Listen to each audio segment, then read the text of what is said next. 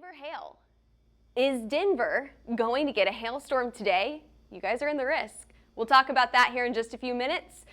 We've got a stationary front just sitting over the mountains. So what that's going to do is it pushes a little bit to the east. We could see more storms pop up later on today. And we'll talk about timing here in just a few minutes. Severe hazards. We're going to talk about hail, wind, and tornado risks over the next few minutes. Chance for hail today. Now, how large are those hail sizes? All right, you're not going to love this. I would say up to golf ball size hail, maybe a few 2 inches in there. Our significant hail model truly is not that impressive.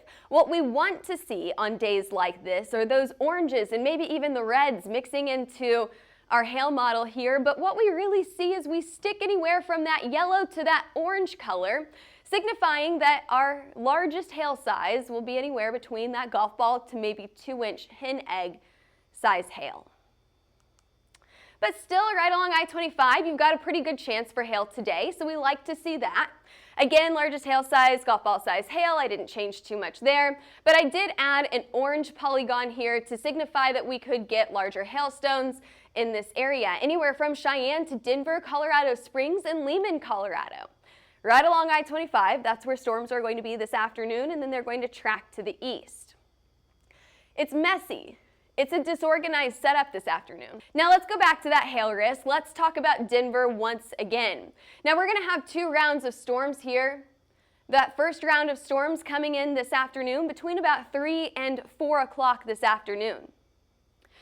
A line of storms right along I-25 is where our focus will be initially, but I told you that it's a messy setup. So slowly storms will start to move off to the east into places like Lehman and Wiggins, Colorado, but I do think that we could see another round of storms behind that initial line later in the night, so after the sun goes down, maybe by midnight or 1 in the morning. So this could be an overnight system. You could see that lightning, that flash of lightning, rumble of thunder through the overnight hours. What's your max hail size in the Denver area? I would say up to golf ball size hail. That chance for quarter size hail, I gave it a level 2 today. Level 2 out of 4, not too bad. Chance for anything over golf ball size hail, very, very low. On and off rain possible for Denver today, so if you've got any outdoor plans, try to have a backup option indoors. Cheyenne to Denver to Pueblo, that's where your level 1, that marginal risk is. And just for a reminder of the hazards that we're watching for storms today, your tornado risk is very low. Your hail risk, large hail up to the size of a golf ball, I put it that level 2 category. 40% chance is what I have on here. High winds up to 60 miles an hour. I'm not too terribly worried about that strong wind impact for today, but you are in an excessive rainfall potential, so you could get some flooding in this area. I called this scattered flooding. Not just one area, not just that spot in your neighborhood that always seems to flood. You could also see the intersections on your way home from work also flooded. Now again, you're going to have a better chance for excessive rainfall through the late or overnight hours, so if you're out past 9 or 10 o'clock tonight, that is whenever the flooding potential will be the highest. Oh, let's talk about timeline. We haven't talked about timeline yet. Let's zoom into Denver first. So let's talk about Colorado, Kansas, Wyoming, and New Mexico, and then we'll go back down into Oklahoma. There again is your timeline for today. Our initial focus is right along I-25, anywhere from New Mexico all the way up to Cheyenne. 5 o'clock tonight, you have scattered showers and storms. We're watching for at least one of these to be our hailer. Now, I don't think it's going to be a widespread hail event. However, at least one of those storms most likely producing some decent sized hail. We'll continue to watch these storms through the overnight hours. Again, I'm very interested to see what happens from some of these storms late tonight. There's no promise there, but there is a potential to see maybe this go strong or severe. We'll have to keep an eye on it. Let's talk about your flood outlook here. So your excessive rainfall outlook is what you're looking at right now.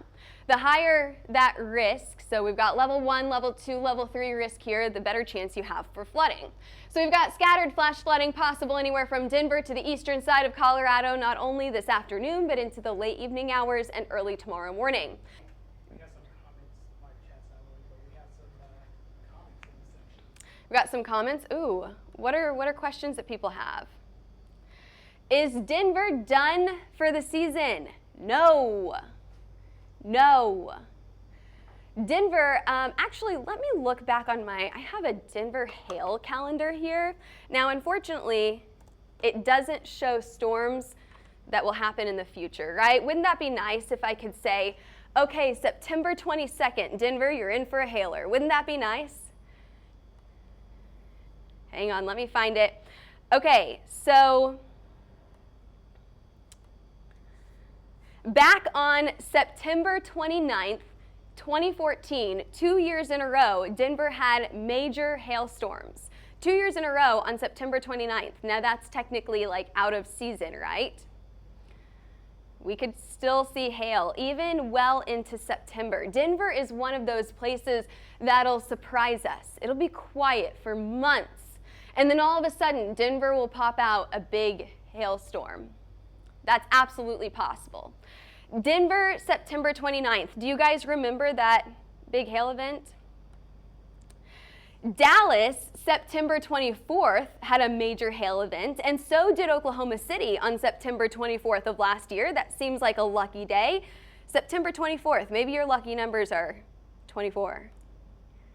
So no, we could absolutely still get hailstorms all the way into the middle to end of September. Don't count it out just yet.